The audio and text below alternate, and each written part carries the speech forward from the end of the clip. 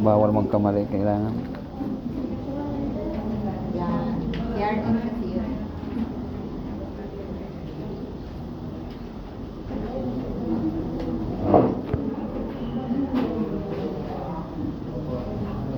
Yan. Then, ito Pilipino.